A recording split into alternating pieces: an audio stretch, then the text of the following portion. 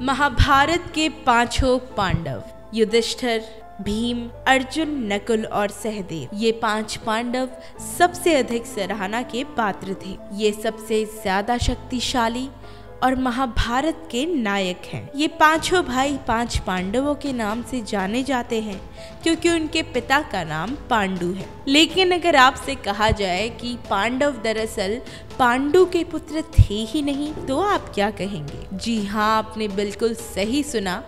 महाभारत के 5 पांडव पांडु के पुत्र थे ही नहीं और उनके पिता कोई और थे। तो चलिए जानते हैं कि दरअसल पांडवों के पिता थे कौन और क्या है इसके पीछे की कहानी। लेकिन ये जानने से पहले कमेंट सेक्शन में जय श्री कृष्ण लिखना ना भूलें। तो चलिए अब इस वीडियो को शुरू करते हैं। पांडव हस्तिनापुर के राजा पांडु और उनकी 2 पत्नियों कुंती व मद्रा के 5 शक्तिशाली और कुशल पुत्र थे। महाभारत में युधिष्ठिर, भीम, अर्जुन, नकुल और सहदेव, ये 5 पांडव सबसे अधिक सराहना के पात्र हैं। इनके जन्म की कहानी न सिर्फ दिलचस्प है लेकिन काफी हैरान कर देने वाली भी है। एक बार राजा पांडु अपनी पत्नियों के साथ शिकार करने के लिए जंगल में गए। राजा पांडु को वहां एक बहुत सुंदर सा हिरण का जोड़ा दिखाई दिया जो एक दूसरे से बेहद प्रेम कर रहा था। जब राजा की नजर उस जोड़े पर पड़ी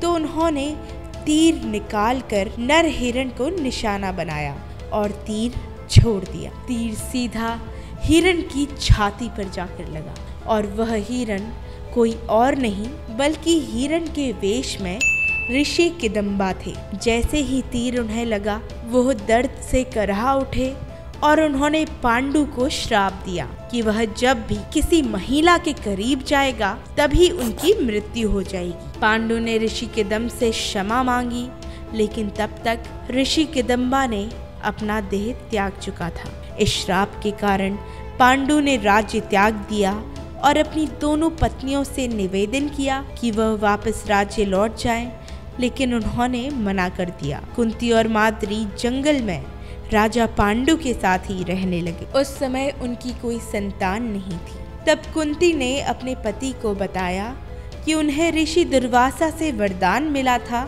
कि वह किसी भी भगवान को बुलाकर उनसे एक शिशु की प्राप्ति कर सकती हैं। दुर्वासा द्वारा कुंती को दिए गए मंत्रों के उपयोग के माध्यम से ही उन्होंने यम यानी कि धर्म के देवता का आह्वान किया, जिससे उन्होंने युधिष्ठिर को जन्म दिया। फिर उन्होंने पवन देव से भीम, इंद्रदेव से अर्जुन के रूप में एक और पुत्र प्राप्त किया। इस प्रकार उनके 3 पुत्र हो गए, लेकिन माद्री से एक भी पुत्र नहीं था।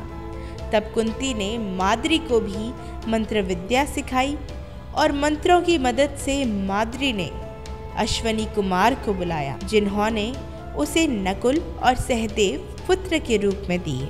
इस प्रकार 5 पांडवों का जन्म हुआ। देवताओं से प्राप्त सभी पांडवों को देवताओं की तरह ही दिव्य गुण प्राप्त हुए थे और वह बेहद दिव्य और शक्तिशाली थे, जिसका उदाहरण हमें महाभारत के युद्ध से पता चलता है।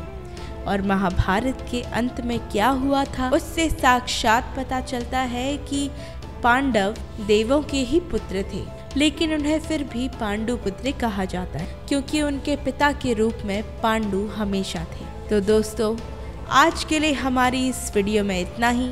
आपको ये कहानी कैसी लगी कमेंट सेक्शन में ज़रूर बताएं और कमेंट सेक्शन में जय श्री कृष्ण लिखना ना भूलें। धन्यवाद।